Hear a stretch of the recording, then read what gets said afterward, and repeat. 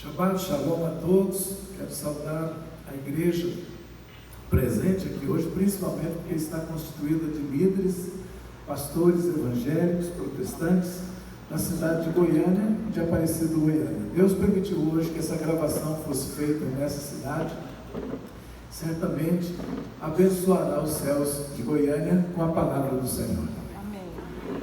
Nós tivemos nesse culto já dois momentos maravilhosos que já registraram no meu coração. O primeiro foi o louvor e adoração, e o segundo foi a ministração dos dízimos e ofertas, principalmente porque teve um tom profético muito forte de liberação de bênçãos de prosperidade. Eu creio que quem creu e aplicou seu coração sairá abençoado, como foi o ministrante tão abençoado aí, que com tanta força de fé multiplicando os corações. Aonde consegue se mover fé, acontecem milagres. E agora a terceira parte do estudo vai ser então o estudo da palavra. E é claro que sempre é a parte que para alguns que não gostam tanto de estudo é uma parte mais pesada, e para outros é como um maná do céu, que não quer cair, não quer perder nenhuma gota e anota tudo. Então depende muito da natureza do nosso chamado. Os mestres gostam mais dessa parte. Esse estudo se chama Parashá. Então em Israel, todo Shabat, pela manhã, se estuda uma porção bíblica. Chama-se Parashat Shavua. O que é uma Parashá? Parashá significa porção, a porção bíblica. Como começa o estudo de Parashá? Quando Esdras veio da Babilônia e encontrou um Israel todo perdido, um povo escolhido por Deus, mas que agora estava com a pior média financeira. Israel estava mendigando pão. Os casamentos eram os piores que podia existir. A formação de filhos estava péssima.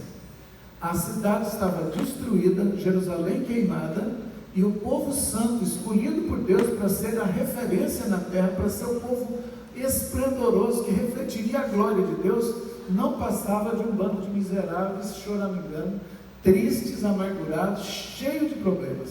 Quando Esdras se depara com essa situação, ele chora amargamente essa situação, rodeia toda a cidade, olha para o povo e ele não aguenta ver a situação tão deplorável de um povo que deveria ser o mais nobre, os mais ricos, os mais abençoados, os mais sábios da terra. Essa situação de indignação leva ele a compreender como a situação chegou. E a situação chegou por uma única razão: desconhecer a palavra de Deus. Ele diz: o povo está sofrendo, o povo não conhece mais. Outros profetas disseram: o meu povo perece porque falta conhecimento.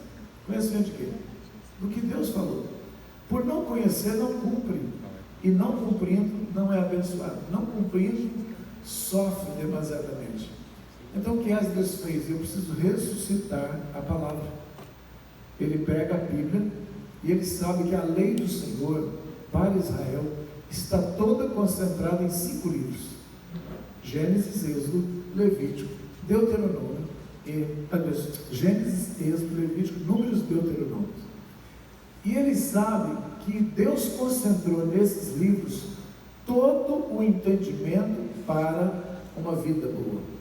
Se você tivesse só esses 5 livros, e eles eram chamados Escrituras. Por isso que Jesus, ao enfrentar Satanás, ele cita Escrituras. Quando os profetas, quando os apóstolos do Novo Testamento citam, as Escrituras dizem isso. Claro que depois é acrescentado o profeta Isaías, Jeremias, mas o cerne é chamado Torá, lei do Senhor, que são os 5 livros primeiros. E Esdras então se propõe no coração ensinar a Torá para o povo, para que eles sejam fortes novamente. Ele pega o ano inteiro e divide em semanas, e divide a Torá no número de semanas do ano. 52 semanas no sistema de mês judaico, que é mês de 29, 30 dias. O mês gregoriano tem 31, o mês judaico não tem. Então dá uma soma, tem anos que são regulares, tem anos que são irregulares, mas eu não vou explicar isso agora. Então dá um pouco mais de semana e tem ano que dá um pouco menos de semana. Mas ele separou 52 parashot, ou porções. Parashá singular, parashot no plural. Daí em diante, o povo de Israel começou a estudar semanalmente, e Esdras escreveu um sistema. Ele desenvolveu então uma escola bíblica. Eu fui batista e os batistas adotaram esse sistema. Durante 6 anos, na denominação batista, você estuda a Bíblia toda. Isso no passado, isso já acabou, já não tem mais essa estrutura. Ela era no começo, quem era pastor batista sabe disso. Me parece que presbiterianos, metodistas também utilizaram. Só que isso era do judaísmo. Isso foi o método que Israel encontrou para decorar e aprender a Bíblia e nunca mais se desviar. Muito bem, os batistas estudavam em 6 anos. Então, se você passar 6 anos na escola bíblica dominical, ao final de 6 anos você teria visto de Gênesis até Apocalipse. Sem profundidade, é claro, mas uma visão panorâmica a gente tinha. Esdras então inspirou, e os séculos posteriores as denominações copiaram. Por isso que você frequentou a escola bíblica. O que isso faz com a pessoa? Repetição todo ano. No caso, batistas demoravam 6 anos para repassar. Se você ficou 18 anos na igreja batista, você estudou a Bíblia completa 3 vezes.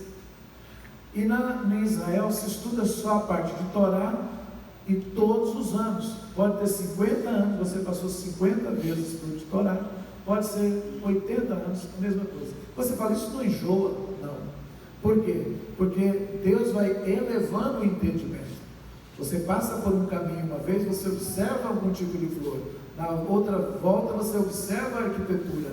Na outra você observa outra parte da natureza. E assim sempre vai aprofundando todos os anos. E nunca é igual a jornada, assim como sua vida nunca é igual um ano após o outro. Porque você não vai ter a mesma idade, você não vai ter as mesmas experiências. E isso vai mudando. Agora existe um outro segredo mais profundo ainda, que é quando você nasce. O dia que você nasce em Israel, você tem então que conectar a data do seu nascimento com uma porção que é estudada naquele dia. E dentro daquela porção está o destino que Deus vai marcar a sua vida. Quando Esdras fez essa divisão e começou a proclamar e a ler isso, os céus encheram-se da palavra novamente. E quando a palavra de Deus está projetada no som, ela governa. A palavra tem o poder de dar destino, porque Deus diz, haja e ouve. Tudo que Ele mandou existir veio a existência por causa da palavra.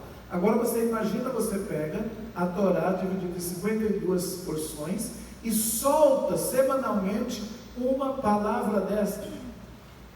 O céu se enche dessa palavra e tudo que está nascendo naquele dia é governado por isso. Por isso você tem que procurar a data do seu nascimento e procura a porção que era, e dentro daquela porção vai estar o segredo da sua vida. Isso não é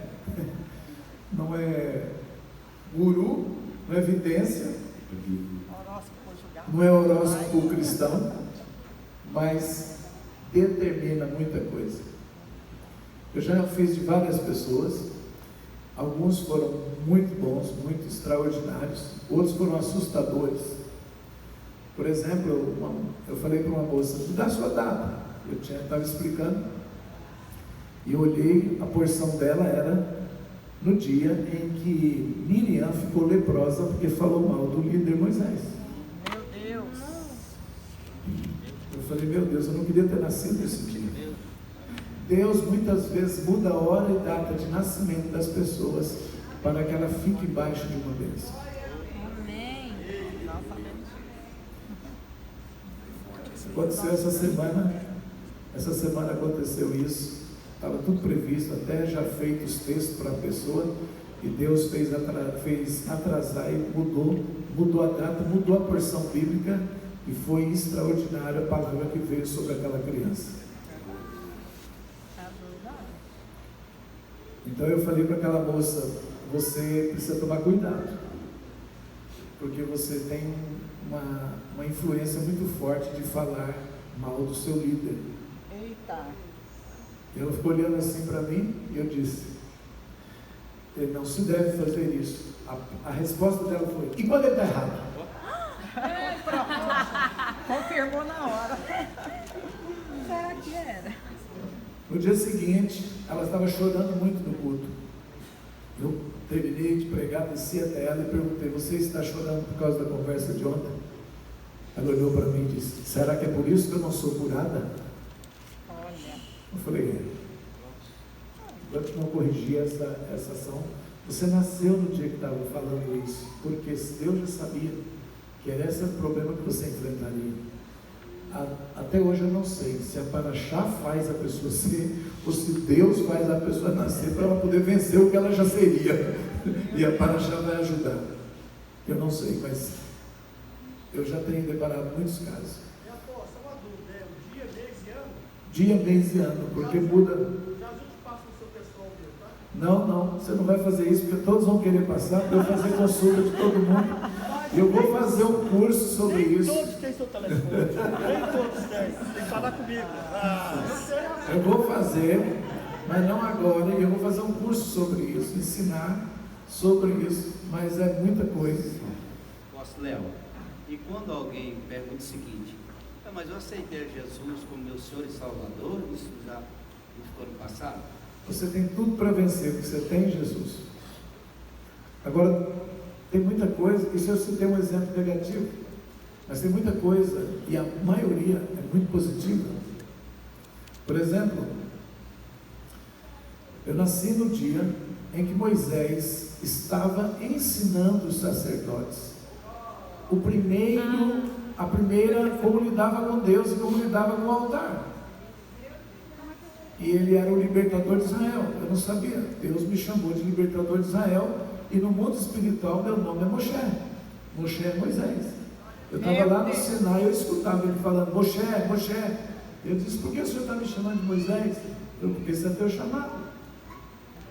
Então eu nasci conectado com a vida de Moisés, quando ele ensinava os sacerdotes, trouxe o primeiro fogo. O primeiro fogo do altar não foi aceso por homens, foi aceso por Deus. Moisés colocou a novilha vermelha em cima e o fogo desceu e acendeu.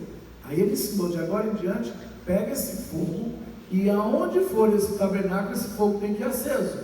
Eles criaram um sistema de manter esse fogo aceso. Por isso a chama arderá constantemente no altar. No mesmo dia, Nadab e Abiú acendem um fogo sem pegar daquele. Vão lá e tacam fogo e começam a fazer o sacrifício. E imediatamente eles são fulminados. E isso é chamado fogo estranho. Ou seja, não veio pela liderança original e alguém está acendendo um outro fogo dentro da igreja. Ele não tem a ordem do cabeça. Não foi Deus que acendeu, é iniciativa humana. Isso é fogo estranho. Então eu nasci nesse dia em que Moisés recebe esse fogo e ele tem que ensinar os sacerdotes.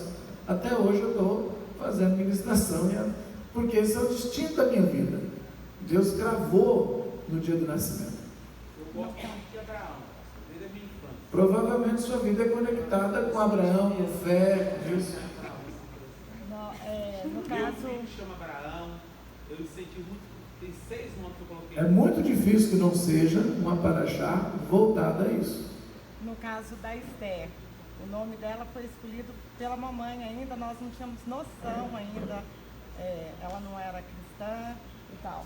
E quando nós fizemos a paraxá da Esther, tudo envolvia, mas o que mais me chamou a atenção, que o feriado da paraxá de Esther é o jejum de Esther. O feriado da paraxá dela é o jejum da Esther. Então, quer dizer, ela nasceu com o nome de Esther. Ontem eu falei para uma moça aqui também, você é... Cadê? A Débora. Aí eu olhei para ela e falei assim, no reino do Espírito, seu nome não é esse que você tem. Mara, é Débora. Trabalhadeira como uma abelha, porque Débora é abelha. Doce como mel, é amargo, é o contrário, é Mara é amargo. E você trabalha, doce e guerreira. A abelha também é uma guerreira que ferroa bem, né? E quando eu disse isso, ela falou: a minha mãe ia colocar o meu nome de Débora. Olha só. E mudou na última hora, uma pessoa falou o outro nome e influenciou ela e fez ela sair do destino profético. Então nós temos um nome profético, que Deus chama por esse nome, nós temos uma porção bíblica para governar, para dizer frases que estão relacionadas à nossa vida, ou para dizer o que a gente tem que fazer, ou para vencer alguma coisa ruim que está lá registrada já no DNA familiar que vem naquele dia. Mas qual é a porção de hoje? Todas as porções têm um nome. As porções são dadas os nomes de acordo com o primeiro versículo, o primeiro nome que está na porção. Então ele dividiu a Torá em porções, e essas porções começam com um versículo. E o nome desse, a primeira letra, a primeira palavra do versículo é o que dá o nome à porção. Para não precisar ficar inventando. Por exemplo, Gênesis, né? Que a gente conhece.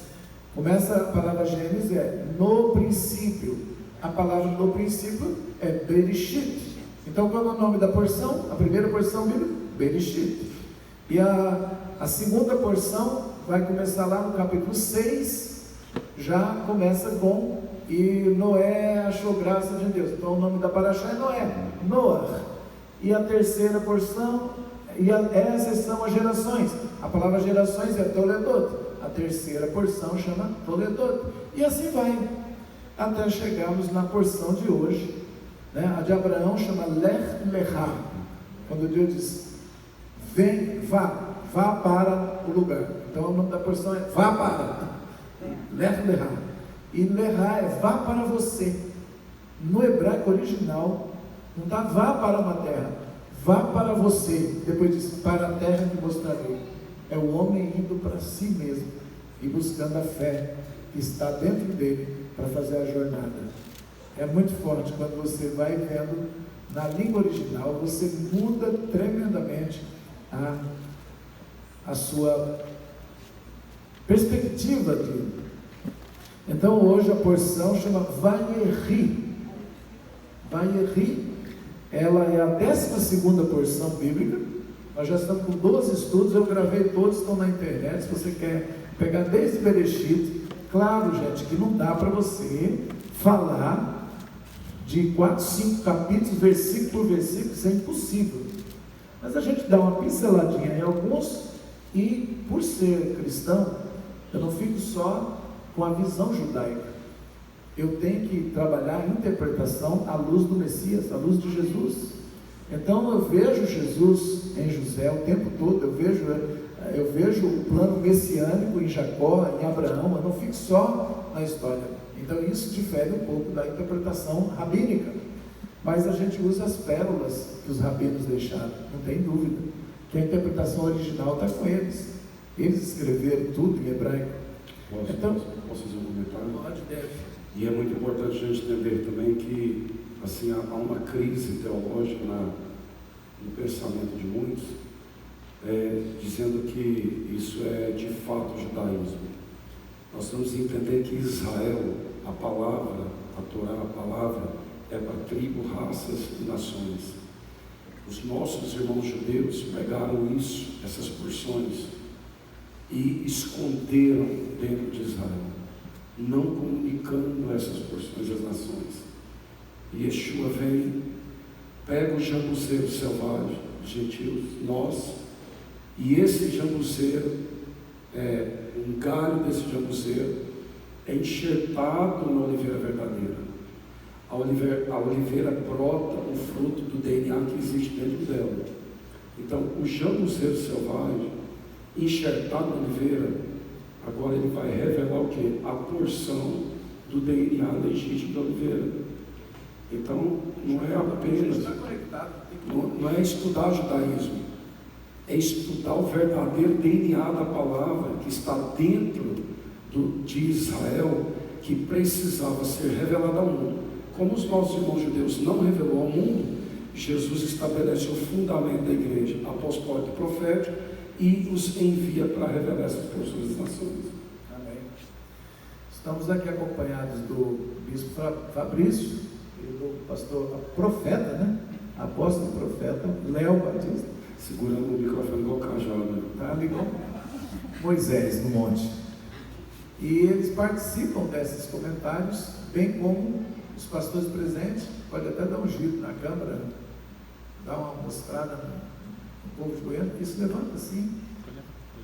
E faz aí um trabalho de câmera bem aí, só para todos possam ver quantos pastores estão hoje estudando para achar juntos. Amém? Somos os lideranças de Goiânia. A palavra diz assim: e viveu Jacó na terra do Egito 17 anos, e foram os dias de Jacó, anos da sua vida, 147, e chegaram os dias de Israel para morrer. Israel é Jacó. E chamou a seu filho José e disse-lhe: se rogo, achei graça aos teus olhos, rogo, tua mão debaixo de minha coxa e farás comigo caridade e verdade. Rogo-te, não me sepultes no Egito. Quando eu dormir com meus pais, me levarás do Egito e me enterrarás em uma sepultura. E disse: eu farei como disseste. E disse: jura-me. E ele jurou. E curvou-se Israel sobre a cabeceira da cama. A paraxá começa dizendo: e viveu. Vai e ri. Jacó. Viveu Jacó no Egito 17 anos. A primeira Jesuscidência é que ele viveu 17 anos junto com seu filho, assim como seu filho viveu 17 anos junto com o pai. Foi um presente e uma retribuição de José para Jacó. Eles estiveram juntos 17, quando José é novo, e 17. Isso vai dar 34. Como a gente não sabe preciso, pode ser mais um paralelo do tempo da vida de Yeshua, 33 anos e meio, quase 34. Eu sempre digo que José é a figura de Yeshua no Antigo Testamento. Tem, nas outras paraxás que eu fiz, eu mostro mais de 12 semelhanças entre José e Jesus. E José é a ferramenta que está salvando a humanidade da grande tribulação de 7 anos, que na época era uma fome. Nessa geração está sendo muito mais do que isso.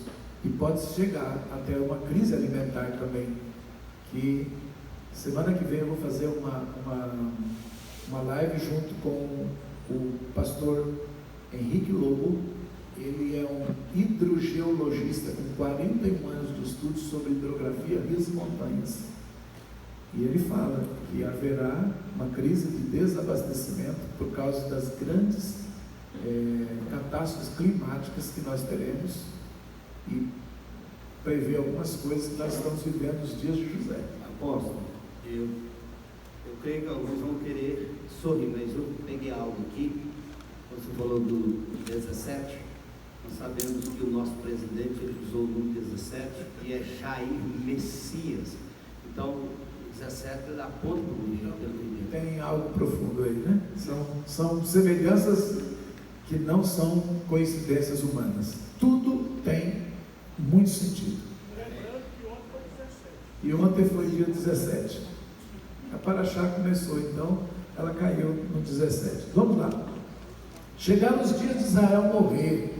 Jacó ia partir e ele quer deixar bênçãos. Ele prevê isso, né? Ele faz o seu filho jurar como seu pai fez. Eliezer jurar colocando a mão embaixo da coxa, para que eles não me deixem no Egito. Eu não quero ser enterrado aqui. Você vai ver que lá na frente José vai fazer a mesma petição aos seus irmãos, e o final dessa paraxá é com José no caixão, dizendo exatamente isso antes dele morrer: levem os meus ossos daqui, eu não ficarei com os ossos do Egito. A terra de Canaã, Israel, é uma similaridade. A cidade de Jerusalém é similar a Jerusalém celestial, e o osso é similar ao espírito do homem. Quando fala do osso, na linguagem tipológica, está falando do nosso espírito, porque A parte mais duradoura é o espírito, ela é eterna. Por isso que se encontra até o osso de dinossauro, porque ele simboliza, amado, como se esse osso fosse o espírito. O espírito não pode repousar no mundo, no Egito. Ficar enterrado no Egito significa que ficou fora da Jerusalém celeste. Isso é o maior símbolo de osso na terra. Por isso, existe mandamento na lei judaica para não deixar nunca de enterrar corretamente, sob orações, ao menos que seja um osso de uma pessoa. Quando estava lá na Polônia, um amigo meu achou um pedaço de osso perto de Auschwitz. E ele pôs no guardanapo, guardou e levou para Israel. E ele entregou para o rabino, a lágrima dele desceu, porque ele falou: isso para nós é tão importante, poder pegar uma partícula de um da nossa família e poder dar um enterro digno. Sabe-se lá se ele foi queimado, espedaçado, como é que foi essa vida? Agora não, agora o espírito dele vai descansar em paz. É um símbolo terreno das realidades espirituais. Por isso tem mandamentos fortíssimos sobre sepultamento. E José, então, Jacó fala para o seu filho: tira-me daqui, não me deixe enterrado aqui. Depois daquelas palavras, disseram a José: eis que teu pai está enfermo. Tomou 2 filhos com ele, Manassés e Efraim, Menaché e Efraim. Anunciou a Jacó e disse: eis que teu filho José vem a ti. E esforçou-se Israel, sentou-se sobre a cama e disse: Jacó, José, Deus Todo-Poderoso, apareceu-me em luz na terra de Canaã e me abençoou e disse: eis, cadê minha agenda? Só um pouquinho. Oh, perdão, traz para mim, por gentileza. Então, Jacó sabe que o seu filho José vem. José está trazendo na ordem certa Manassés e Efraim. E quando chega, Jacó começa a ter uma inspiração por Deus a fazer um relato de como chegou até aqui. Ele faz um resumo da história do seu filho. E ele começa a dizer assim: o Deus Todo-Poderoso apareceu em luz na terra de Canaã e me abençoou e disse: eis que eu te farei frutificar. Essa palavra frutificar é Efrim. Depois eu explico. E te farei multiplicar, e te farei por multidão de povos, e darei esta terra à tua semente depois de ti, para possessão eterna. E agora, teus 2 filhos, nascidos a ti na terra do Egito, antes que eu visse a ti no Egito, esses filhos serão meus, Efraim e Menaché. Agora ele muda, ele fala: José, ele recordou a promessa de multiplicação, e agora ele fala: os teus filhos serão meus, os que você gerar depois desses 2 serão para ti, esses herdarão o meu nome e do meu pai Abraão, e eles terão herança na terra. José vai ser substituído pelos seus 2 filhos. Então José não herdará uma porção, herdará 2. Quando forem dividir as 12 tribos, 2 partes ficarão para José, só que não com o nome dele, dos 2 filhos, porque Jacó toma esses 2 filhos para si. E Jacó inverte a ordem, ele põe Efraim na frente. Agora, ele está falando baseado numa profecia que Deus lhe deu, que era de frutificar, porque a palavra Efraim é igual, um é Afri, outro é Efrim. Então eu estou dizendo que a dica que Deus me deu da minha multiplicação é a figura desse menino. E ele continua dizendo assim: e eu, vindo de Padã, morreu Raquel na terra de Canaã, no caminho, faltando ainda um trecho de terra para chegar a Efrate. De novo, ele põe uma palavra similar ao nome Efraim. Eu estava chegando em Efrate e ela morreu.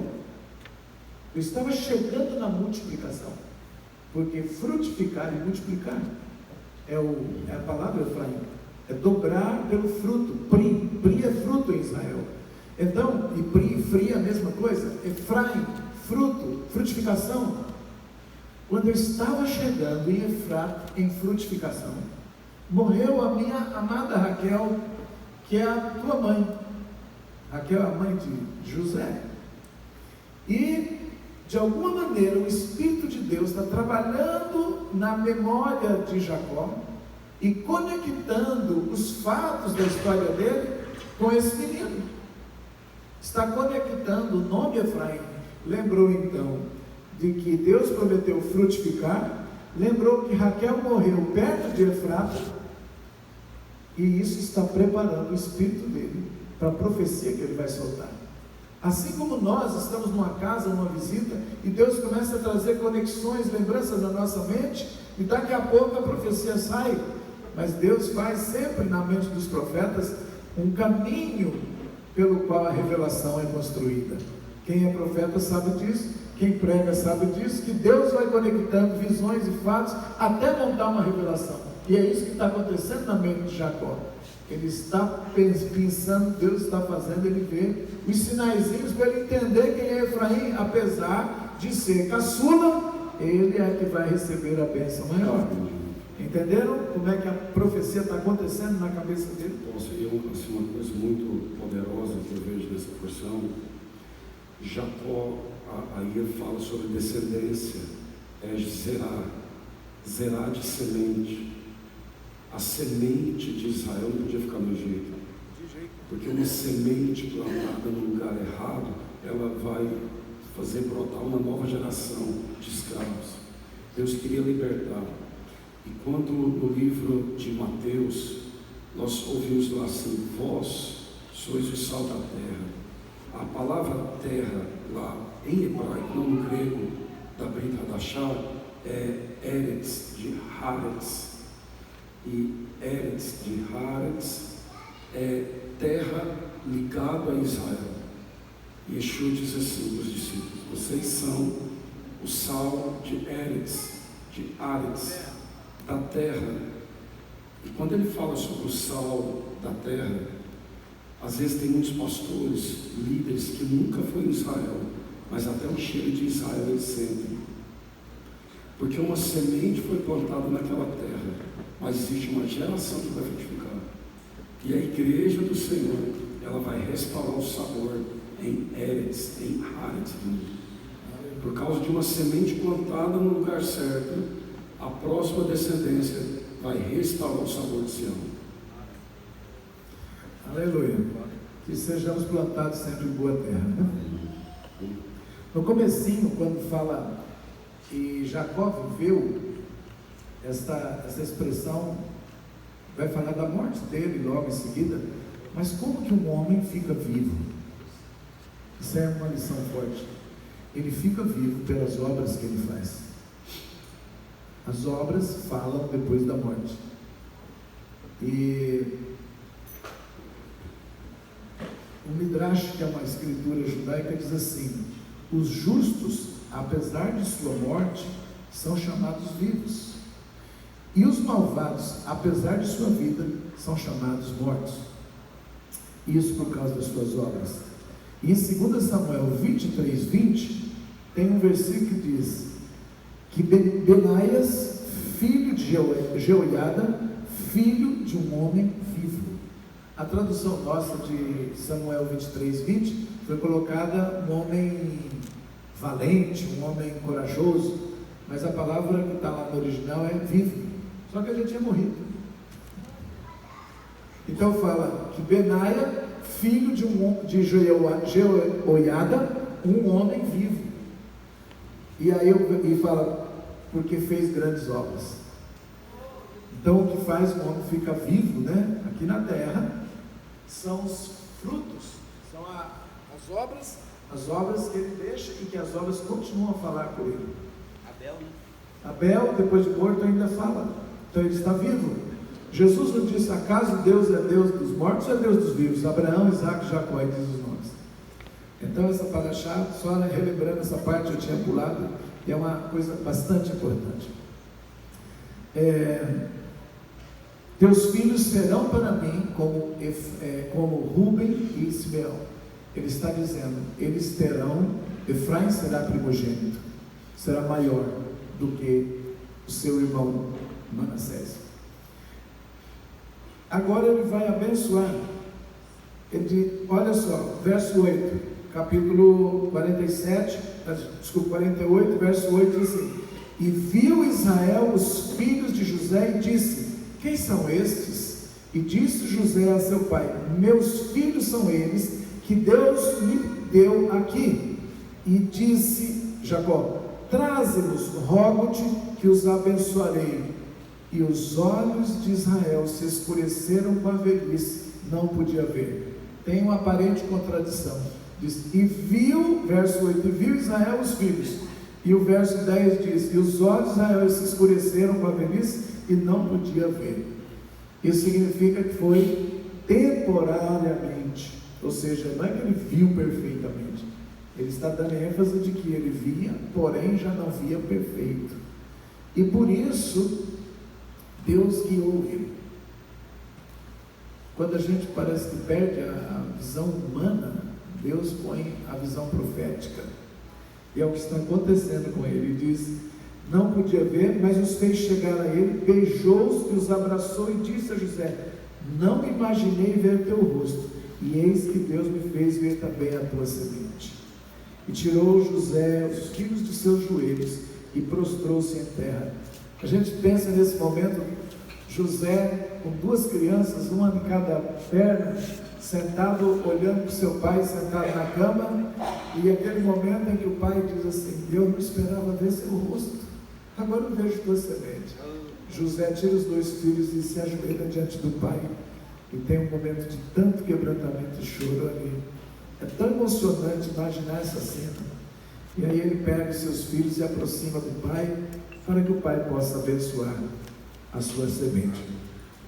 Tomou José ambos, colocou Efraim à sua esquerda, e colocou Manassés, colocou Efraim à esquerda de José, mas à direita de Jacó. E Manassés o contrário, colocou Manassés na sua esquerda, mas à direita do pai, para que o pai estendesse a mão direita sobre o primogênito mais velho, e a esquerda, porque isso era o símbolo, que se eu abençoar com a minha direita, eu estou dando a bênção maior, a bênção da primogenitura. Quando você, pastor, vai impor a mão e quer dar uma bênção maior, coloque a sua destra. Amém? Certo? Às vezes a gente, por causa do microfone, impetra uma bênção com ato profético, invertido. Por causa do microfone, muitas vezes eu fazia isso. Agora, às vezes, quando Deus me lembra, opa, porque na sua destra está a força, está a majestade, está o poder. Deus vai falar do céu. Jesus está sentado à destra do Pai. Então, tem um simbolismo ali atrás. A gente é um povo que não liga muito para isso, mas na hora de algo profético a gente quer fazer certo. A gente valoriza a profética, mas não valoriza as coisas proféticas que são do cotidiano. Amém? Vamos lá. Você já entendeu porque Deus construiu a palavra Efraim na mente de Jacó. E agora ele vai abençoar. Viu José, olha só, vamos ler. Estendeu Israel sua direita e a pôs sobre a cabeça de Efraim, e ele era o menor, e a sua esquerda sobre a cabeça de Menaché. Dirigiu com entendimento suas mãos. Eu não sei como é que está a nossa tradução, como é que está aí? Mas Israel estendeu sua mão direita e pôs sobre a cabeça de Efraim, que era o mais novo, e a sua esquerda sobre a cabeça de Menaché, cruzando assim as mãos, não obstante ser Manassés o primogênito. Aqui na tradução nossa está cruzando. Aqui está assim, ó. Jacó estendeu os braços e cruzou. E na palavra traduzida do hebraico fez com entendimento, como quem faz com entendimento profético. O entendimento espiritual veio sobre ele. É aqui que fala assim, e Manassés do seu lado direito. Sim.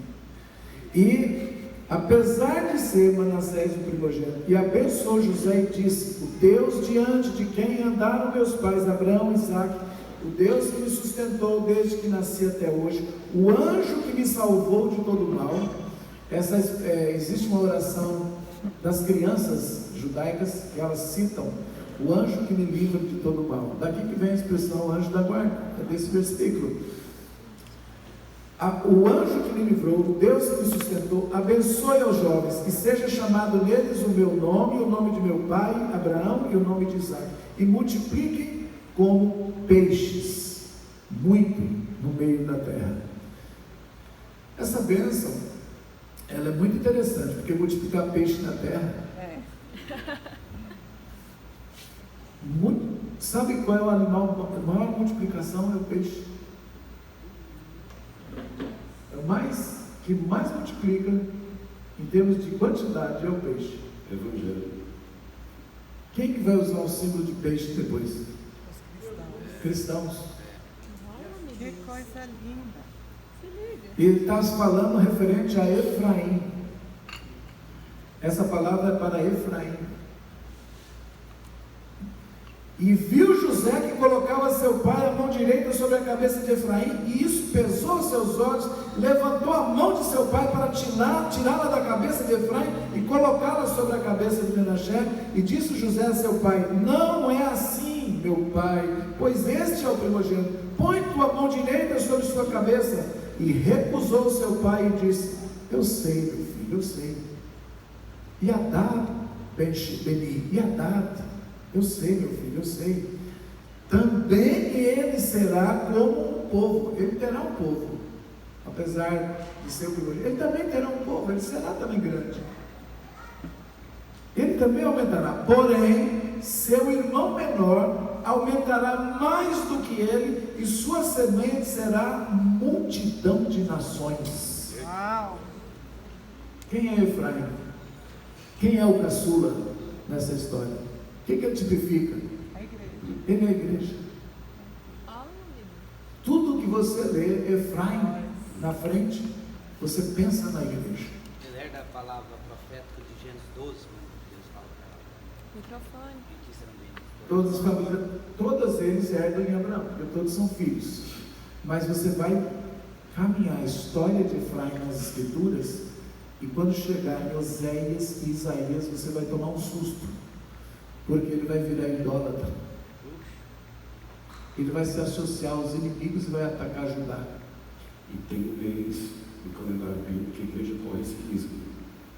A igreja foi por anos antissemita. A história da igreja é uma história de antissemitismo. Ainda é muito, né? Quanta gente, ao ponto de eu ter que explicar que eu vou usar um talit, que eu vou abrir uma Torá. Isso deveria ser a coisa mais natural no meio do povo evangélico, porque é a nossa raiz. No entanto, ainda há um preconceito. Está judaizando a igreja, porque Efraim fez isso. Efraim se associou com a Síria. Meu Deus. Depois, olha só, Efraim fica tão perverso, que o nome de Israel, as 10 tribos do norte, fica sendo chamado de Efraim, todo Israel do norte, e eles são levados cativo e misturados, e ninguém mais identifica eles, porque eles se tornam miscigenados pelos casamentos e por tudo quanto é tipo de coisa. Eles desaparecem com identidade. E graças a Deus, Deus faz uma promessa ao profeta Isaías, que vai restaurar a unidade, que vai reconectar, e usa o profeta Ezequiel e diz: pegue a vara de Efraim e a vara de Judá, e vai juntar os dois na sua mão, e serão novamente um só povo. Isso que nós estamos fazendo é cumprimento de profecia, juntando Israel, Judá com Efraim, igreja voltando para casa. A igreja está voltando a entender o que ela perdeu quando ela apartou, porque o profeta Isaías viu isso e disse que isso ia acontecer, que Deus ia trazer a unidade de volta. Pegue a vara que está na mão de um e a vara que está na mão de outro e junta eles e faz um só povo novamente. Existe uma acusação tão grave quanto Efraim, que diz que o exílio babilônico ao qual Judá passou A culpa é de Efraim. É impressionante como se cumpriu.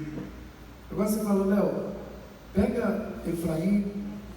Eu dei uma estudada nele, mas já estou antecipando muito. Ao mesmo tempo que é uma bênção tão grande por ele ser eleito, e ele é um filho que nasce no Egito, ele é diferente dos seus irmãos, né? Efraim e Manassés são egípcios, meio a meio. No entanto, são adotados, é igual a igreja enxertada. A igreja enxertada por causa que Jacó colocou profeticamente. Tudo que Jacó fez profeticamente vai se cumprir depois. Então a igreja é profetizada, enxertando lá atrás, já no livro de Gênesis, já está. Depois vai se cumprir durante a história. E Paulo vai explicar isso. Agora, vamos ver mais um pouquinho aqui.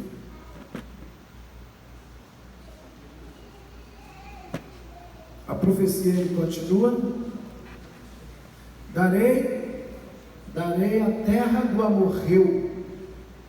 Vou expulsar. Aliás, o verso 21 diz, capítulo 48. Aliás, 20. E abençoou naquele dia, dizendo: por ti abençoará Israel, dizendo: Deus te faça como Efraim e como Manassés. E pôs Efraim antes de Manassés, e disse Israel a José: eis que eu morro, e estará Deus convosco, e vos fará voltar à terra de vossos pais. Eu te dei uma parte a mais nobre, uma parte a mais sobre teus irmãos, que eu tomei da mão do amorreu com minha espada e com meu arco. Jacó guerreou contra os amorreus. Jacó expulsou os habitantes da terra. Quem fez guerras e tirou? Foi quando Moisés volta, 400 e poucos anos depois disso. Eles vão morar no Egito, ficam lá 400 anos. Jacó diz assim: vou dar a terra que eu tomei da mão do amorreu, com minha espada e com meu arco. Interessante, né? Porque a guerra vai ter 400 e poucos anos depois com Josué, que vai chegar lá e vai expulsar os amorreus e os cananeus da terra. Mas quem foi que expulsou? Ele está dizendo: Jacó. Jacó foi o homem de muitos atos proféticos, de muita luta e de muito gemido diante de Deus. Por isso que existe uma tradução no Midrash, na interpretação desse versículo, que é traduzido da seguinte maneira, num dos livros chamado Targum Onkelos, que diz assim: com minha oração e com a minha súplica, em vez de arco e flecha, em vez de espada e meu arco, melhor dizendo. A tradução é: com minha súplica e com a oração, eu expulsei o amorreu da terra. Meu Deus! Glória! É muito forte, né, gente? Quando a gente vê essas traduções antigas e percebe, porque realmente não teria sido um arco e flecha comum. Foi como Eliseu, que disse para Jeoás: pegue o arco, pegue a flecha e toca e solta pela janela. E Eliseu pôs a mão em cima das mãos de Jeoás e atirou a flecha. E ele disse: flecha da vitória do Senhor, tu ferirás os sírios em Afec até os consumir. Quem realmente venceu a batalha? Depois teve a guerra e eles venceram, mas quem venceu foi Eliseu, dentro de uma casa, só com um arco e uma flecha, com a súplica e com a oração. Assim Jacó diz: eu vou te dar, meus filhos, a terra que eu conquistei da mão dos amorreus. Agora, aqui tem outro segredo bem legal. Amorreu, ou emorreu, vem da mesma palavra falar. Aniomer, eu falo. Então, Omer, Lamor, de falar, é a mesma raiz da palavra amorreu, que é um tipo de habitante que estava na terra. E toda a Canaã acabou sendo chamada terra de amorreu, ou seja, a terra do que fala, a terra da palavra. E quem estava habitando também foi chamado de cananeu. E cananeu quer dizer comerciante, o que negocia. E Zacarias termina dizendo que nunca mais haverá cananeu na terra. E algumas versões dizem, nunca mais haverá comerciante, negociante na terra. E Jesus expulsou também do templo os comerciantes, para que não tivesse mais na casa, que é a terra. Detalhe, a terra do amorreu, a terra onde emanaria a palavra, não pode ter comerciante nela, cananeu. Por isso que Satanás é também chamado de comerciante, por causa da multidão do teu comércio. A iniquidade está em ti, você foi expulso do jardim do céu. Satanás foi expulso e Deus diz, porque teve orgulho e fez comércio. O que é fazer comércio?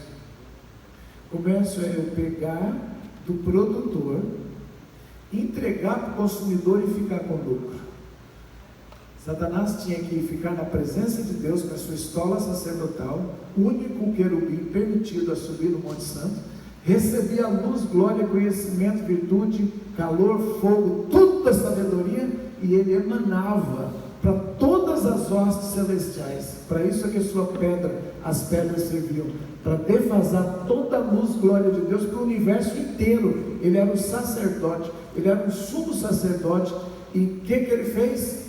Ele pegava a glória que todos os seres criados, todos os querubins, serafins, anjos, arcanjos, toda a glória que eles davam louvor diante da hora que ele pregava, porque ele era um pregador, ele trazia a mensagem de Hashem, Deus Todo-Poderoso, e emanava as hostes, recolhia toda a honra, glória e louvor, voltava-se para o Monte Santo e entregava aos pés do Altíssimo. Essa era a função dele, até o dia em que ele fez comércio, ficou com lucro. Meu Deus. Aí, cananeu é comerciante. A ação profética é tirar todos os que estão roubando glória de Deus, até que a glória de Deus encha a terra como as águas enchem o mar novamente. Por isso a batalha contra os cananeus é descrita dessa maneira, e por isso Zacarias diz, nunca mais haverá cananeu na terra. E é por isso que Jesus expulsa o comerciante do templo, para tirar de nós todo o desejo de roubar a glória e se ufanar e não viver na dependência do Altíssimo. Esse é o símbolo da limpeza da terra. Esse é Ezequiel 28, né? Ezequiel 21. E o reino de Deus nos foi dado, né? E ele não pode ser usado para o comércio. Não pode. Comercializar é ficar com parte, não é ficar com tudo. Querer a glória e principalmente, gente, não prestar contas a Deus do que a gente recebe dele. Quem muito é dado não será cobrado. Qual é o critério? É se apresentar de volta. Você recebe, você passa a noite orando, você tem vigília, você recebe revelação de tanta coisa. Você vai diante do povo e ministra, canta, solta, prega, fazemos tudo, oramos. A glória é emanada, o poder é dado. As pessoas recebem, usam imediatamente. Vá para o lugar secreto e preste conta, diga, Deus, o Senhor é digno de receber o fruto do seu investimento. Tudo, volta para o teu reino agora, para que Satanás não pegue nada de ti. Quem faz isso nunca vai cair. Nunca vai cair. Quem esquecer de fazer isso, vai cair lá na frente. Olha aqui, apóstolo, Ezequiel 28:15, nessa versão da NTLH, diz assim, 28:15 diz assim, a sua conduta foi perfeita desde o dia em que foi criado, até que você começou a fazer o mal, você ficou ocupado comprando e vendendo, isso levou à violência e ao pecado. Por isso, o anjo protetor, eu te humilharei e expulsarei do monte de Deus, do meio das pedras brilhantes. Exatamente, é o comércio. Você fez comércio e gerou um problema terrível.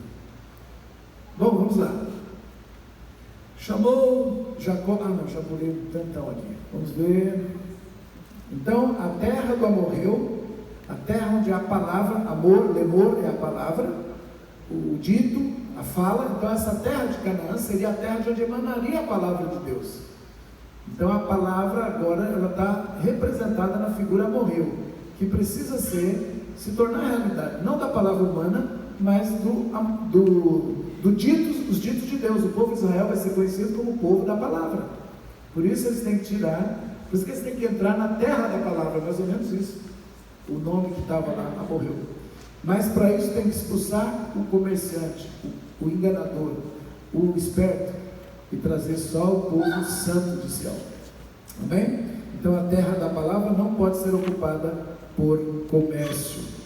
Eis que te farei frutificar, versículo 4, multiplicar, já falei sobre isso, que é o nome de Efraim, versículo 5 também já comentamos. Jacó recorda a sua trajetória. Efraim é a ideia de frutificar, multiplicar, e aqui é a separação de Judá, no verso 17. Bom, Efraim, eu já expliquei que é um símbolo de igreja. Deixa eu trabalhar um pouquinho mais isso aí. Uma vez Deus me falou que os caçulas da Bíblia, os irmãos caçulas, simbolizam a igreja. E o irmão mais velho sempre simboliza Israel. E a igreja recebeu muito. Por isso que Jesus conta a parábola do filho pródigo. A parábola do filho pródigo é a história da igreja e a história de Israel. A igreja é o caçula que recebeu uma herança e saiu. Saiu de onde? Saiu de perto. Saiu de Jerusalém. E virou romana. Por isso ela foi acusada pelo irmão mais velho de construir ou de deitar-se com meretrizes. O que é prostituição? É a introdução de uma falsa adoração de um que não é Deus. Israel prostituiu-se com os deuses estranhos. Então o irmão caçula, ele sai de casa, pega a unção do Espírito Santo e vai para o chiqueiro, transforma tudo em idolatria e seca, volta arrependido e começa a receber tudo de volta. A história dele voltando para casa é a história da igreja de 2000 anos. De 1500 para cá, ela começou a retornar com arrependimento, foi tirando a idolatria, foi voltando a pregar o evangelho, ganhou um anel de autoridade, começou a expulsar o demônio, curar enfermo, calçou os calçados do evangelho, as sandálias do filho pródigo, começou a pregar um movimento de pregação global e troca de roupa, a santificação. Então a história do caçula é uma história de retorno, de techuvá, de arrependimento, e ele chega até a casa do Pai, que é Israel, é o Deus de Israel. Por isso a gente está voltando historicamente. Você vê um castiçal aqui, uma bandeirinha de Israel, alguém cantando hebraico, porque o caçula está se aproximando da sua casa, da sua cultura e da sua origem. Aleluia! Esse é o filho pródigo. Quando o caçula sai, um dos problemas dele é o comércio, né? É o comércio, ele sai para fazer comércio e não consegue nada, coitado, né? Essa volta da igreja, ela está chegando perto, ela está se aproximando do seu irmão mais velho. A parábola do filho pródigo diz que o irmão mais velho também estava voltando do campo. Israel tem chegado de todas as nações do mundo para retornar como nação. Eles foram quase que eliminados da face da terra. A última grande luta foi Hitler, o Holocausto, e eles vieram dos campos. A parábola diz, e chegando o irmão mais velho do campo, de concentração, eu diria. Meu Deus! E aliar agora está em massa. Aliar em massa, o mundo está ficando mais difícil, a situação global, está crescendo o número de judeus voltando para casa, porque o irmão mais velho está voltando. E eu lembro quando cheguei em Israel, havia um choque muito grande. Eles não aceitam muito os cristãos. Para eles não dá, esse povo que segue esse Yeshua aí, não é nosso não. Esse Yeshua não é nosso, como José. Eles pensavam que José não era governador deles, até se revelar. É assim Jesus para eles. Jesus é o Senhor deles, é o Messias deles, mas eles não enxergam ainda, porque José está vestido de egípcio, está mais sustentando o mundo do que Israel. Ele é mais querido no mundo e entendido no mundo do que, porque ele está para o Egito ainda. Mas ele já está tirando e está se revelando aos seus irmãos, dizendo: Israel está descobrindo, Israel moderno está descobrindo, e Yeshua é o Messias. Aleluia! Aleluia! Glória a Deus! Isso está crescendo muito. Nós vamos ver, o negócio interessante aqui. Fala aí. Nós vamos ver um fato interessante, depois de Hitler, na Segunda Guerra Mundial. Em 1969, quando os aliados árabes uniu para derrotar Israel, Sim. quando aquele homem tampado no olho só, Moshe Dayan, liderou, foi contra, ele enganou, através de uma sabedoria tremenda que Deus deu para ele, os 13 países árabes que levantou para destruir Israel, foram destruídos. Deus tem guardado Israel. Chamada a guerra de 7 dias. 6 dias. Batizou um aqui. Aleluia. Então Deus tem guardado essa nação de uma maneira impressionante nos milagres de guerra. Ele citou agora essa guarda. Eu preciso um comentário sobre isso? Pode. Queridos, uma coisa muito importante acerca das paraxás é a conexão com o mês, porque o mês é a estação. Esse mês, para nós vermos o quanto nós, como povo, igreja, precisamos voltar para a Bíblia. Esse é o mês de Tevet. Tevet é o mês onde a visão precisa ser ratificada, para que o olho mau saia dos nossos olhos, para que o entendimento não seja cegado. Tevet também é o mês onde nós precisamos romper com a imaturidade, porque a imaturidade contamina uma geração. E Tevet também é um mês onde nós precisamos atravessar o cerco do inimigo. Então, no mês de Tevet, de novembro para dezembro, nós celebramos todas as festas romanas, mas não rompemos com o cerco dos inimigos. Tevet é um mês tão sério que nós, por favor, irmãos, em nome de Jesus, nós não somos contra, não estamos querendo fazer uma apologia, mas nós oferecemos todos os tipos de projeto para a igreja, mas não ensinamos a igreja a romper com os projetos inimigos. Tevet é um mês onde é representado por uma tribo que desertou por causa de imaturidade. Todo mês do calendário bíblico, a Bíblia nos revela. Se nós, líderes que estamos aqui, falássemos quais são os alvos da sua igreja, nós vamos ter tantos alvos e nós corremos o risco de todos esses alvos não corresponder com o mês de Tevet, com aquilo que nós temos que batalhar, com aquilo que nós temos que romper, com aquilo que nós temos que atravessar. Por isso Jesus, lá no Novo Testamento, vai dizer que pedis e não recebestes, porque pedis mal. Ou nós estamos oferecendo algo que não está na Bíblia, ou estamos pedindo algo que não tem a ver com essa estação. Então, entender a porção é muito importante, porque nós sabemos onde nós enfrentamos o inimigo, nós sabemos onde nós temos que o quê? Vigiar, para não perder a guerra, para não perder a batalha, e não permitir que o inimigo avance contra nós. Os meses do calendário bíblico, dentro de cada porção, biblicamente, a palavra nos revela onde temos que vigiar, onde temos que avançar e onde temos que discernir e compreender. Então, por que a porção é tão importante para nós? Porque a porção alinhada a esse ciclo redentivo, a esse mês, nos faz avançar com uma velocidade muito grande. No capítulo 49, nós podemos continuar vendo que Jacó chama seus filhos e quer abençoar um por um os 12.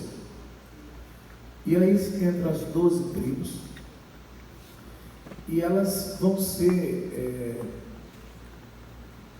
À noite eu vou falar um pouco disso, dentro do livro de Jó, sobre as constelações e a roda zodiacal e sua influência sobre a terra. Mas você vai notar que Deus fez Jacó ter 12 filhos, distribuiu em 12 tribos, e eles se tornam autoridades. Jacó começa então a dar bênçãos a cada um, de acordo com o que eles procederam e de acordo com o chamado. Todos nós estamos divididos em tribos. Não estou falando de denominações, eu falo porque segundo o nosso nascimento, nós estamos conectados a um desses filhos. E todos têm virtudes, e todos têm alguns defeitos. Amém? Assim somos nós. Então Jacó chamou e disse: Rúben, verso 49:3: Rúben, tu és meu primogênito, minha força, princípio da minha potência, filho primogênito, proeminente em dignidade e proeminente em poder. Como te apressaste como as águas, não terás estas vantagens. Ou seja, você fez algo que fez você perder algumas vantagens que seriam suas, né? Porque subiste à cama de teu pai e então profanaste seu leito. Vocês conhecem a história e sabem que o Rúben ficou com uma concubina de Léa. De Léa, né? De Léa. Ele ficou com a concubina de Léa. E ele perdeu alguns benefícios. Por isso está escrito assim: não terás estas vantagens. Quais seriam essas vantagens que ele perdeu?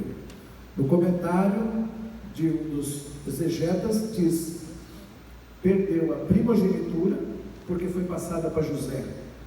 Perdeu o reinado, porque foi passado para Judá. E perdeu o sacerdócio, que foi passado para Levi. 3 vantagens foram tiradas, infelizmente.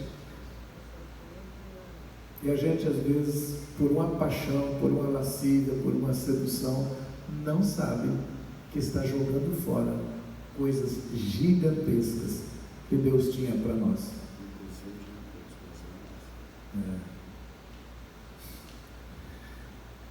Então, Jacó vai soltando para cada filho uma grande bênção. Nós podemos ser restaurados, sim, gente, mesmo depois de uma queda, podemos. Mas existem coisas que não serão mais. É muito difícil, depois de um escândalo que marca a vida de um adúltero, principalmente se ele for sacerdote, ele não terá o mesmo respeito na cidade. Difícil. Você conhece algum pastor que ficou famoso pela queda e depois ficou seguido por milhões de pessoas de novo? Muito difícil. Por quê? Porque ele perde a primogenitura, ele perde o sacerdócio. Isso aconteceu com Rúben. E a gente lembra da história, né? Quantos, Jim Swaggart, por exemplo, estava abalando o mundo inteiro. Tem ministério? Teve ministério depois. Mas nunca mais você quis saber de seguir Jim Swaggart. E quantos, né, estavam antes? É triste a gente ver, né, a unção indo embora. Então Rúben é primogênito e perde 3 coisas. E passou para Judá, passou para José e passou para Levi. Cada filho tem uma bênção. Vamos ver mais uma aqui. Não dá para fazer todos. Maldito do fudor, dividir o rei de Jacó. Judá, a ti te louvarão, verso 8, 49:8. A ti te louvarão teus irmãos, tua mão estará sobre a cerviz de teus inimigos, prostrar-se-ão a ti os filhos de teu pai. Judá é filhote de leão, te livraste da presa, meu filho. Curva-se e deita-te como leão, e como leão, quem o levantará? Não se tirará o poder de Judá, nem a vara de comando dentre seus pés, até que venha a Shiló, que é o ungido, o Mashiach, e a ele reunião de povos seguirá, amarrando a vide o seu burrinho, e a cepa de videira, o filho da jumenta. Lavará no vinho sua roupa, e no sangue das uvas o seu manto. Isso aqui são profecias acerca de Yeshua, do burrinho, do sangue na roupa, de toda a descendência do leão de Judá. Nunca mais o cetro sairá desse homem. O que ele fez para merecer tudo isso? Ele propôs a venda de José, enganou seu pai por 20 anos. Saiu de casa porque ele viu seu pai tão triste, porque ele simulou a venda de José e os seus irmãos concordaram, está escrito. Trouxe a capa sanguentada, mostrou para Jacó e disse: reconhece essa capa se é de teu filho? Jacó disse: sim, é meu. Talvez uma fera acabou com ele. E Jacó disse: nunca mais eu sairei do luto, eu vou descer à sepultura em tristeza pelo meu filho. Tudo bem, ele conseguiu fazer tudo isso, Judá provocou tudo isso. E aí, Judá não aguenta o pai, em grande tristeza, e ele sai, ele é o filho que sai, ele vai embora de casa, ele não quer morar mais junto. E ele casa com uma mulher cananita. Olha o nível de descida. E depois, e o texto todo ainda fala, Jacó diz: eu vou descer à sepultura, diz o texto, e Judá desceu, e diz, e José foi descido para o Egito. Todos os 3 versículos estão juntos um do outro. Foi uma catástrofe de descida. Judá tem 2 filhos, entregam para um casamento com uma mulher chamada Tamar. O menino não quer ser pai, eu não sei o que acontece lá, morre. Tamar exige a lei do levirato, tem que entregar o filho mais novo para continuar no irmão, dar filhos para o irmão mais velho. O segundo filho de Judá não cumpre a lei de levirato e morre também. Judá perde 2 filhos. E aí o caçula ele segura e fala: não vou dar. Ele passa exatamente o que seu pai passa. Quando ficou preso Simeão no Egito e José foi embora cedo, Jacó sofreu a dor de ver 2 filhos e segurou o caçula. Judá faz a mesma coisa, perde 2 filhos e segura o caçula, porque ele sabe que é perder filho. Depois disso ele volta para casa, e agora ele compreende seu pai. Ele tem um coração mais maleável do que qualquer um dos seus irmãos, pela dor. Quando prendem Benjamim no Egito, ele não aguenta. Ele chega para o governador, que é José, e diz: fica comigo, meu pai não vai aguentar. Ele faz um discurso para José e ele fala 10 vezes a palavra pai. A única coisa que ele não quer é entristecer o coração do pai, por tudo que eu já fiz de errado. Não importa o quanto erramos, mas o nível profundo de arrependimento, não colocar mais a tristeza no coração de Deus, é capaz de restaurar um homem. Amém. Nem sempre são as manchas do pecado, mas é a falta de profundidade do arrependimento. Eu creio que Deus pode restaurar até um adúltero, sim, mas depende muito do nível de arrependimento para chegar nessa posição. Judá alcançou isso, por isso é que ele se torna modelo não pelo quanto está certo, mas o quão profundo ele conseguiu entender a dor do pai e dizer: nunca mais farei o pai sofrer. Quando José viu isso, e José é a figura de Cristo, quando Jesus olhar para um judeu e ver o quanto ele está preocupado mais com o coração do pai, quanto ele fez o pai sofrer, diz Zacarias, que eles chorarão, se lamentarão pelo que transpassaram.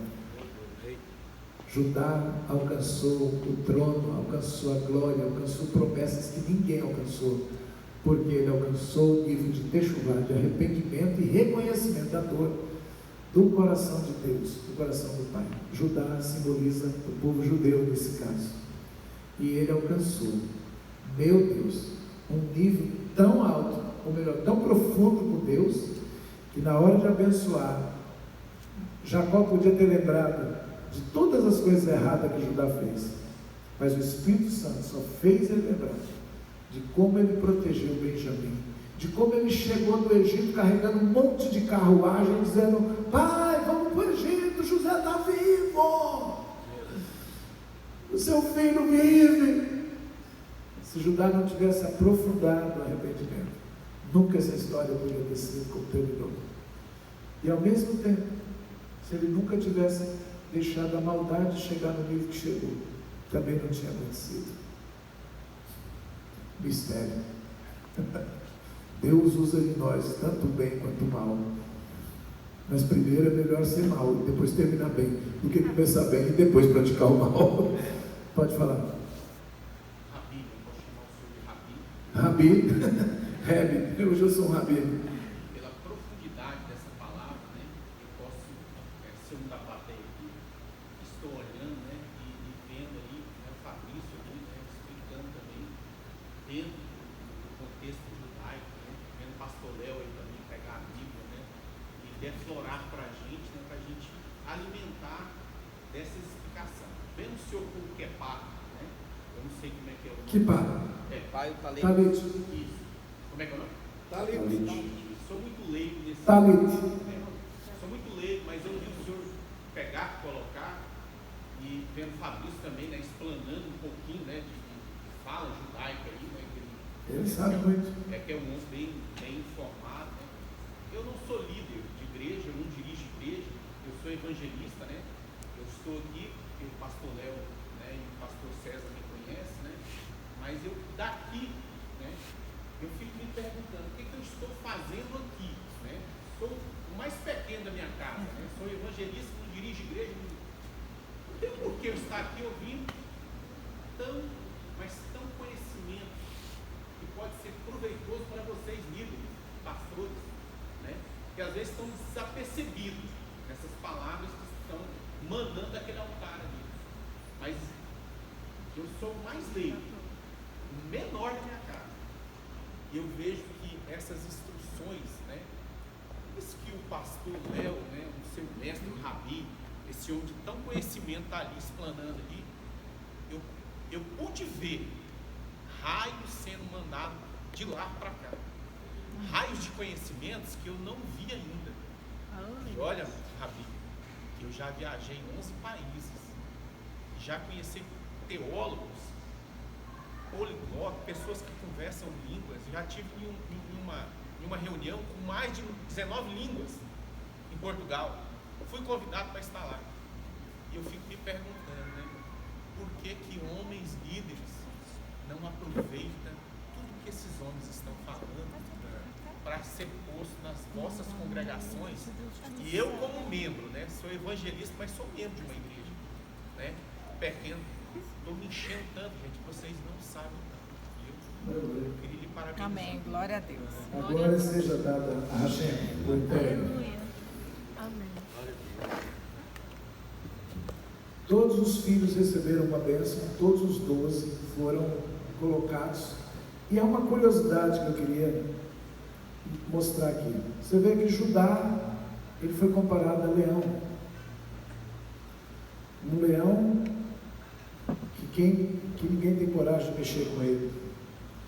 Zebulon foi comparado a Zebulon, em portos de mares será a sua terra. E realmente a porção de Zebulon foi marítima. Os negócios, né? E ele fez realmente muito comércio, negócio entre os mares, com Tiro e Sidom, os fenícios. Foi uma tribo extremamente rica. Deus usou Zebulon na terra para enriquecer muito Israel. Até hoje Israel tem uma sede de Os portos tem uma unção tremenda de riqueza, transando as riquezas dos mares.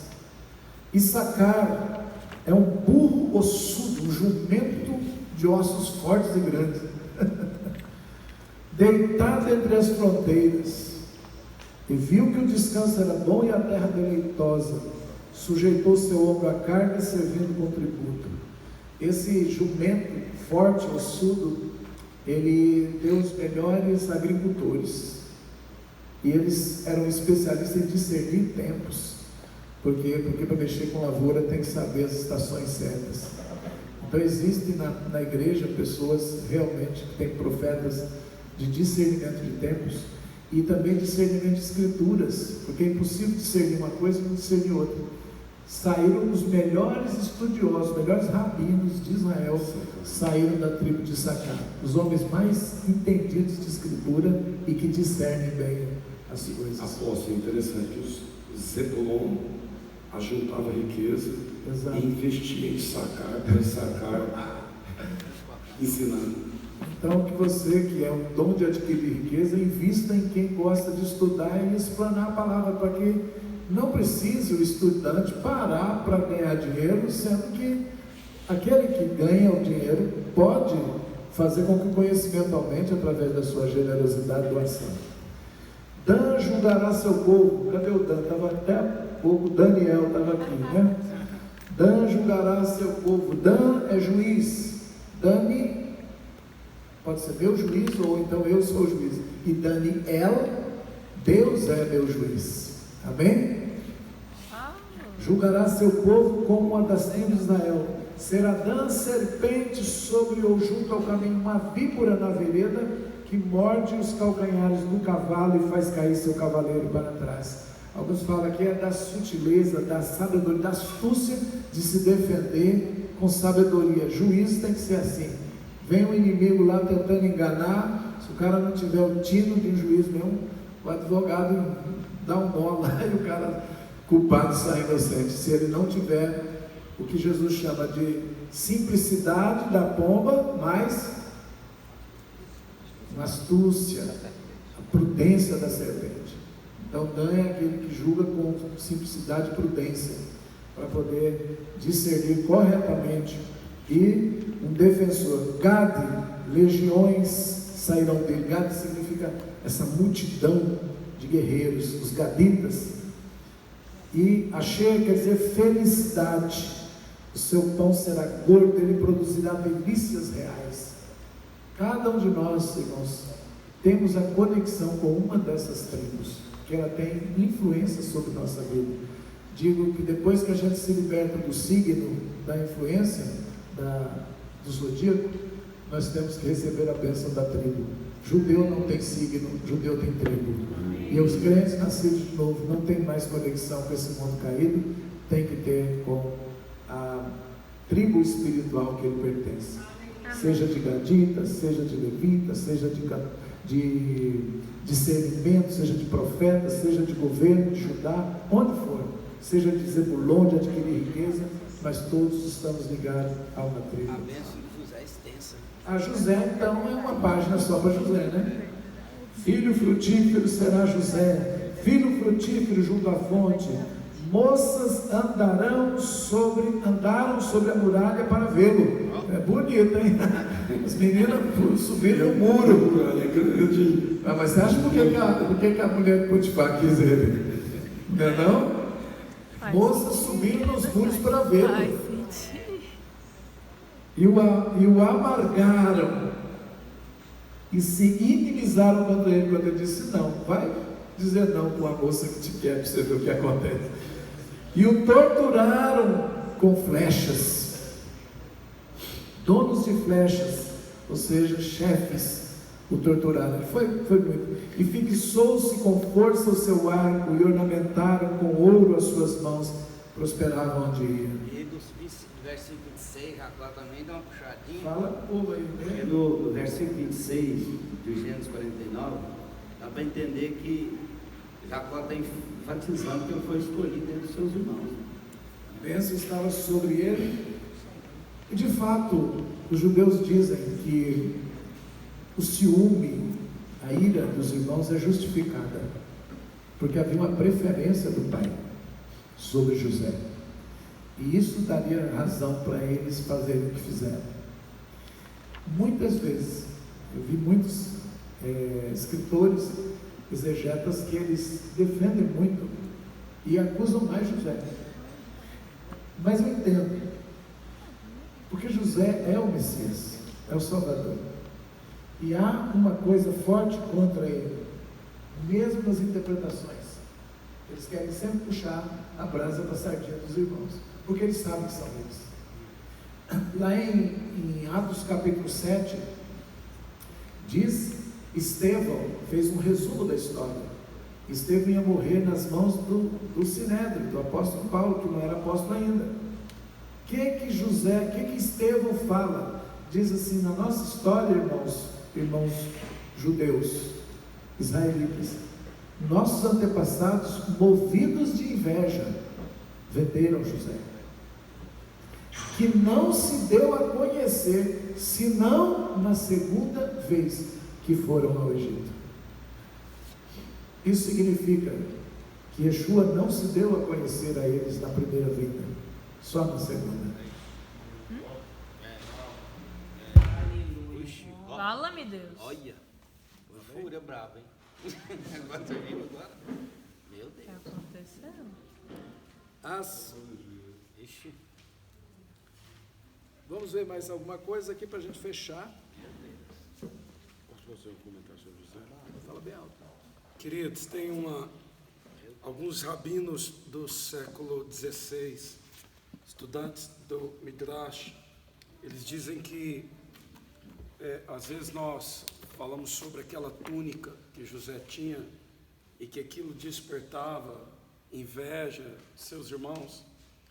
Os rabinos antigos dizem que quando Abraão precisa sair da casa de seu pai, Abraão sai com aquela túnica, porque ela era uma túnica que um filho recebia quando ele era deserdado do seu pai natural.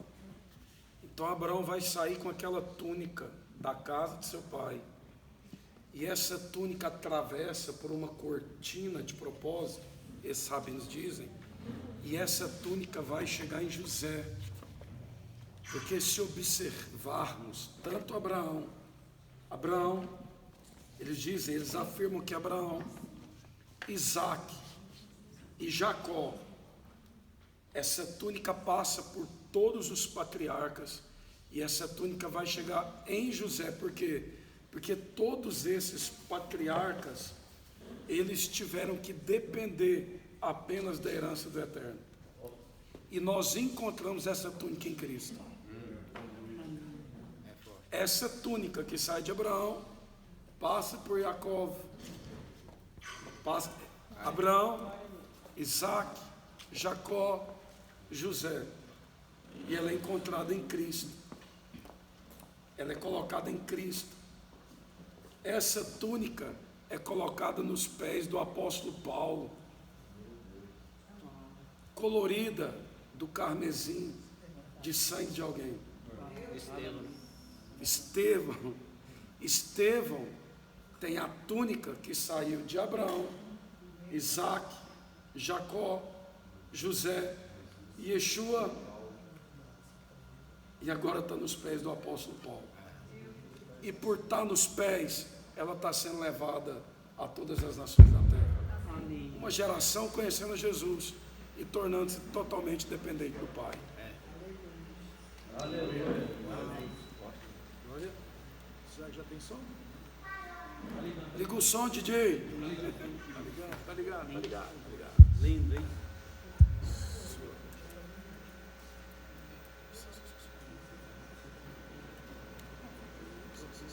Hoje à noite tem rangal?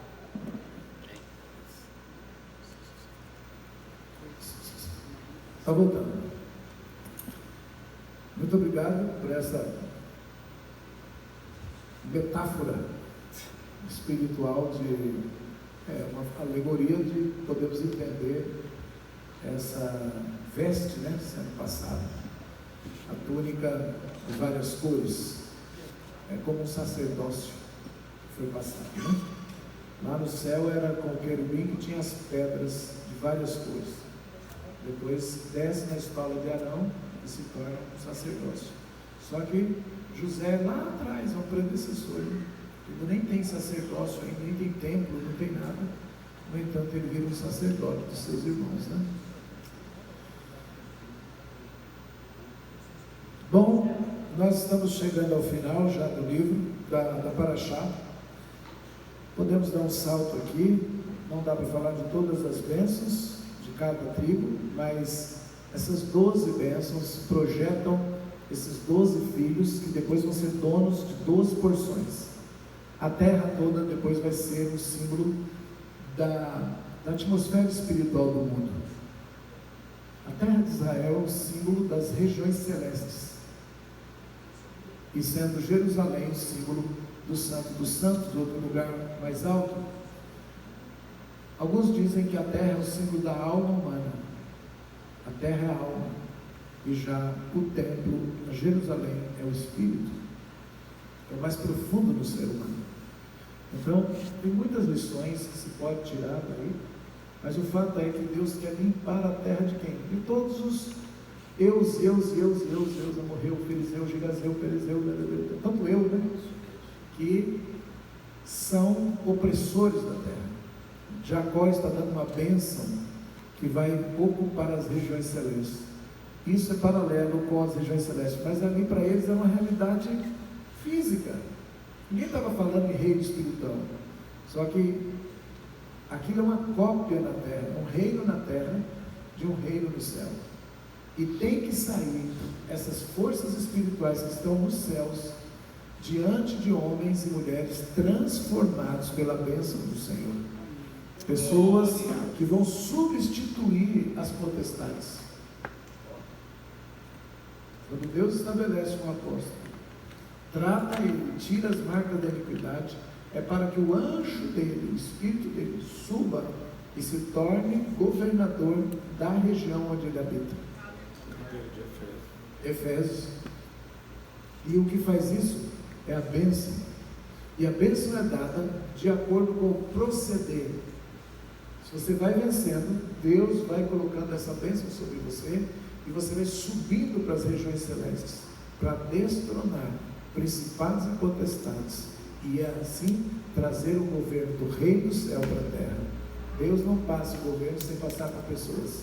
Foi o que Moisés fez com Josué, Deus falou que transmitir aquela autoridade. Tudo vai ser assim, gente.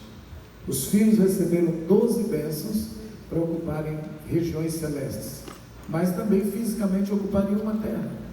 Mas isso aponta para a limpeza da terra como um todo, o planeta, e limpeza da nossa alma, da nossa vida também como um todo. Até que Cristo enche, até Cristo em vós, preencher toda essa terra. Nossa, seria até, assim, teologicamente, algumas pessoas se assustariam, né? Deus primeiro em autoridade, principado, o primeiro em autoridade, a igreja, a potestade, porque potestade é arcon no grego, o que dá um modelo, o que dá a forma, né? Quando a igreja está na posição dela, dos vales, a cultura daquela região, daquela geografia é totalmente transformada na dinâmica do reino, né? Porque a igreja, ela não é apenas influenciar, ela transforma aquela cultura. Ela é feita para isso, né? Porque Israel ia ocupar a terra e transformar a cultura, ia tirar os sacrifícios humanos, ia tirar toda aquela cultura pagã que estava em cima da terra. A terra é a gente antes de entrar na autoridade do reino de Deus, que está cheio de deuses estranhos na nossa genética. Aí ela vai ser limpa. Isso serve para nível individual, serve para uma cidade, serve para a terra toda. É a purificação da terra, até que haja novos céus e nova terra. Céus porque as potestades do ar, e terra porque é a manifestação física. Ou seja, chegará um tempo que haverá novo céu e nova terra, onde já não habita iniquidade nem demônio nenhum. Esse é o alvo de trazer o reino do céu e limpar a terra. Amém? Apóstolo, seria importante, a gente fica numa gula, né? A gula querendo tudo, né? Esse Gênesis capítulo 50, versículo 15, quando no final da história de José, que seria bom, daqui a pouco vai terminar, a gente entende que José representando Cristo, perdoando seus irmãos, como Cristo perdoando Israel, é isso?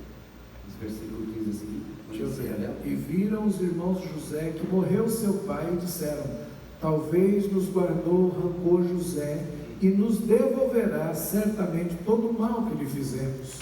E enviaram a José dizendo: teu pai ordenou antes de sua morte, dizendo: assim direis a José: rogo, perdoes, por favor, a falta de teus irmãos e seus pecados que mal te pagaram.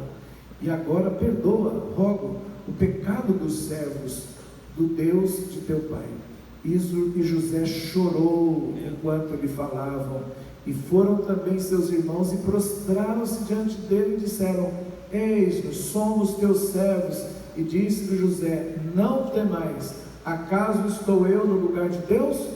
E vós pensastes sobre mim mal, e Deus me intentou para o bem, para fazer como neste dia, a fim de fazer viver muita gente.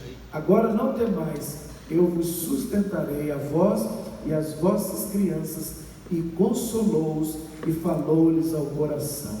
Coisa linda, Jesus. Coisa linda, né? Então eu digo, Deus usou o mal para poder cumprir o propósito.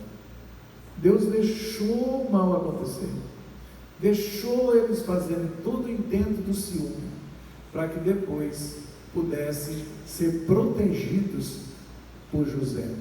Irmãos, é a maior besteira ficar acusando os judeus que mataram Jesus. Eles deram o Salvador para o mundo, era plano de Deus. Deus conduziu a história de tal modo. Agora Deus quer finalizar juntando Efraim, igreja, Israel, e dizendo: foi tudo um plano para destruir a maldade. Irmãos, Satanás, o tempo só existe em função da queda de Satanás. Porque Deus é eterno, fez um homem com o Espírito eterno, a salvação é eterna. Para que o tempo? Para que contagem de meses, dias do ano? Para que o sistema solar e lunar para determinar tempos? Para a prisão de Satanás. A única finalidade de estarmos marcando tempo é uma agenda para findar as trevas sobre o mundo. Glória a Deus! Porque depois nem vai ter mais sol nem lua. Por quê? Porque os marcadores de tempo não são mais importantes. Porque vai voltar para o sistema da eternidade. Aleluia. Isso aqui, apóstolo, o José. Então, bem mal isso mesmo. O José, quando ele oferece perdão, ele está usando a mesma palavra: Pai, perdoa-os, porque não sabem o que fazem. Contribuição gloriosa. Jesus então é visto aqui mais uma vez dizendo: perdoa, não sabe o que fazem. Intentaram mal, mas não deu nada. Virou bênção. Tudo o que vocês fizeram, vocês pensam que foi vocês, foi Deus. Amém? Aí a última parte, José, e viu José, vamos lá, falou-lhes ao coração, e agora não temais, eu vos sustentarei a vós, as vossas crianças, e consolou-se o seu coração. E esteve José no Egito, ele e a casa de seu pai, e viveu José 110 anos, e viu José de Efraim, filhos da terceira geração, também filhos de Maqui, filhos de Manassés, foram criados sobre os joelhos de José. E disse José a seus irmãos: eu morro, e Deus certamente vos visitará, e vos fará subir dessa terra, a terra que jurou Abraão, Isaque e Jacó. E fez jurar José aos filhos de Israel, dizendo: certamente nos visitará Deus, e farei subir meus ossos daqui. E morreu José com a idade de 110 anos, e embalsamaram-no, e foi posto num caixão no Egito. Terminou a paraxá aqui, e a próxima paraxá é Shemot, que quer dizer os nomes, que é a nossa traduzida por Êxodo. A paraxá começa Vaierri, e viveu Jacó no Egito, e termina dizendo: e José foi posto num caixão no Egito. É uma paraxá muito interessante, a forma como Esdras dividiu ela, e termina então com uma promessa: não deixe meus ossos, meu espírito não ficará em Mitzrayim, não ficará em Egito, não ficará na terra. Mitzrayim quer dizer estreito, lugar de sofrimento, lugar de escravidão. O nosso espírito não baixará para essas regiões terríveis. Subirá para Jerusalém. Subirá. Glória a Deus.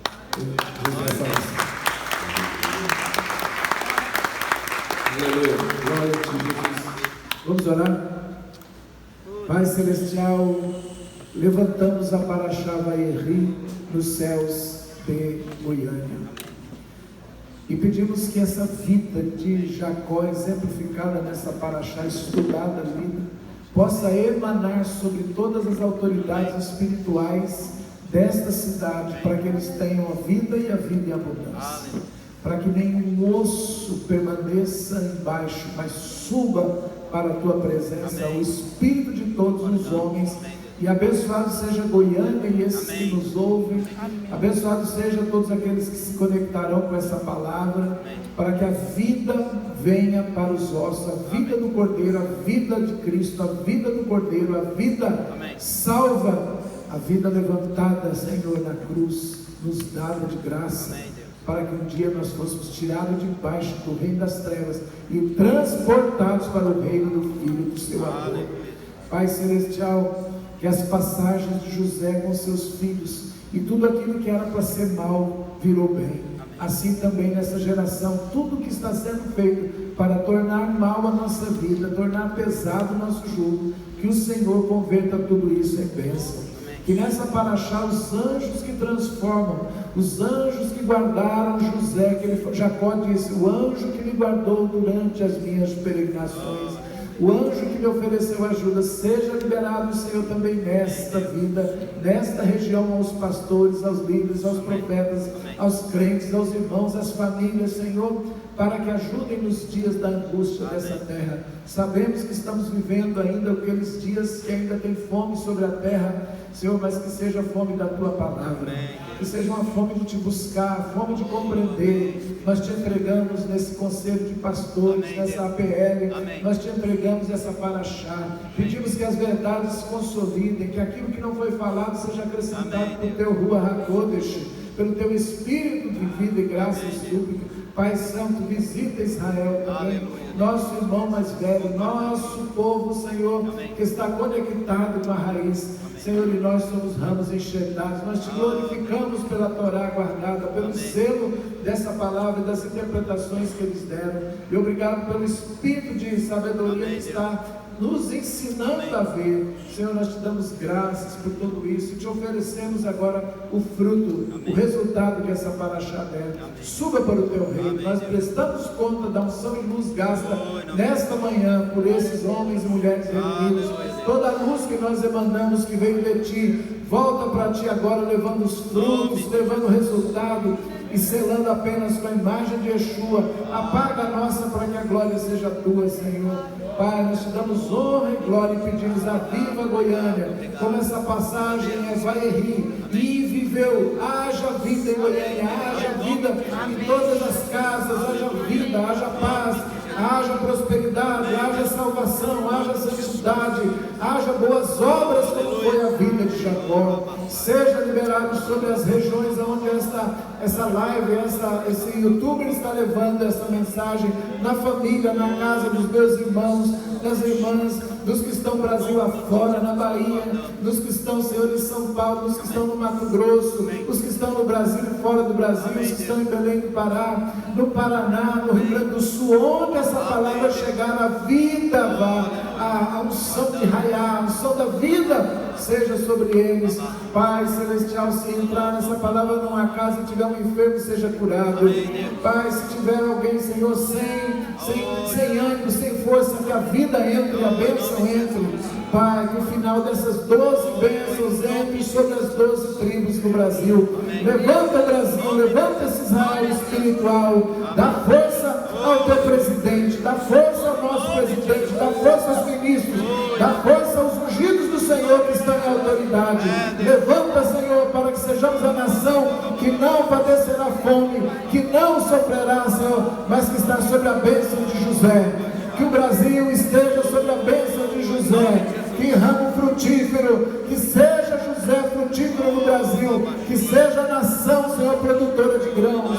Pai Celestial, guarda-nos do dia mau. Nós liberamos essas bênçãos aprovadas pelo Senhor, em nome de Jesus, o Messias da casa de Israel, o Mashiach ben Davi que nos foi dado, o Yosef, aquele que se revelou a Israel, que ele se revele a Israel nessa segunda vida, que ele se revele, todo Israel seja salvo, todo Israel reconheça o Mashiach, ainda que seja em dias de angústia, Senhor, como foi nos dias da fome, que o Senhor se revelou. Assim seja nesses tempos, não importa, Senhor, mas nós pedimos, Senhor, detenha a mão do adversário, Senhor, vence ele por nós, mas revela-te para a terra, revela-te como José revelou, e sustenta como José disse, sustentarei as tuas crianças, que nessa geração, nossas crianças que estão sendo assoladas por ideologia de gênero,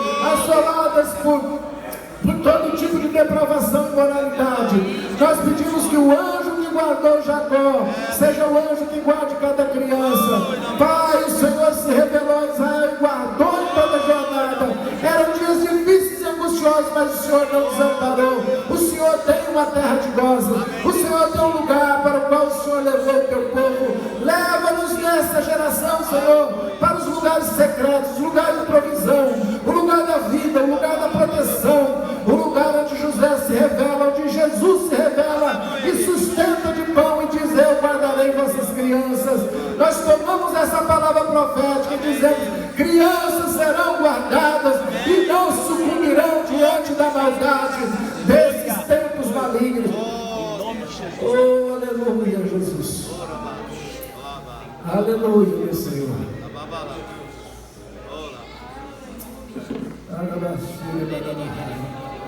Ajuda teu filho Efraim a voltar para casa e se unir e ser um só com Judá, Senhor. Como profetizaste a Ezequiel, nunca mais Efraim seria separado. Foi crescido, foi grande como peixes na terra, Senhor. Uma multiplicação tremenda sobre as nações.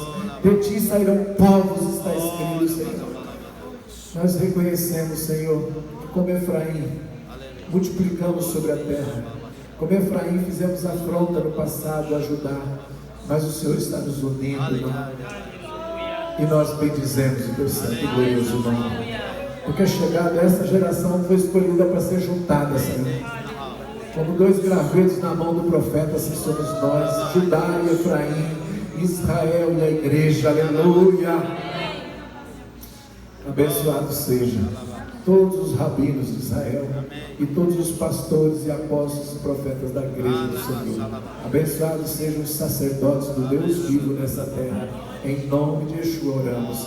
Amém, amém e amém. Glória a Deus.